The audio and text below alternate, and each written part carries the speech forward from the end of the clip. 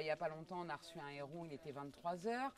On est déjà parti avec des bénévoles à 4h du matin sur la route pour récupérer un chevreuil percuté. C'est du lundi au dimanche, c'est toute l'année. C'est vrai qu'on ne part pas en vacances. En tout cas, pour l'instant, on n'a pas réussi à se trouver le temps. C'est 24 heures sur 24 parce qu'on reçoit des animaux à n'importe quelle heure. Allez, viens avec moi.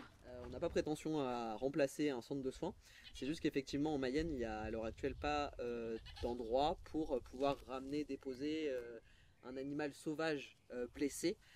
Et du coup, en fait, la problématique, c'est que les gens, du coup, veulent quand même aider la faune sauvage locale. Donc, sur conseil généralement de Marjorie, qui fait ça 7 jours sur 7, 24 heures sur 24, parce qu'il y a des appels plus ou moins tardifs le soir, on peut aider, aiguiller, orienter, conseiller déjà dans un premier temps. Parce que sur la faune locale sauvage et sur des animaux sauvages, on peut des fois avoir l'impression de faire bien, et en fait, on fait quelque chose qu'il ne faudrait pas. Donc ça, c'est Joy.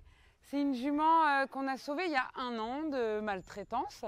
Elle a été exploitée toute sa vie.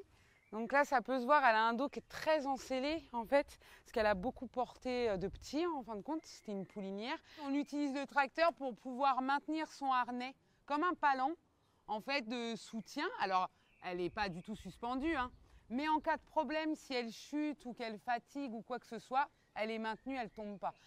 Nous, sur place, vraiment, à charge, tout confondu, mais avec les oiseaux, les poules, tout ça, ils sont 176 à charge.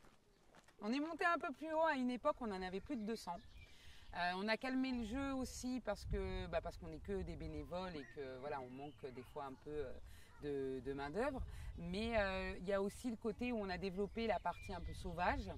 Et donc, on a été obligé de limiter un peu le côté ferme pour aussi essayer de faire le travail correctement, quoi.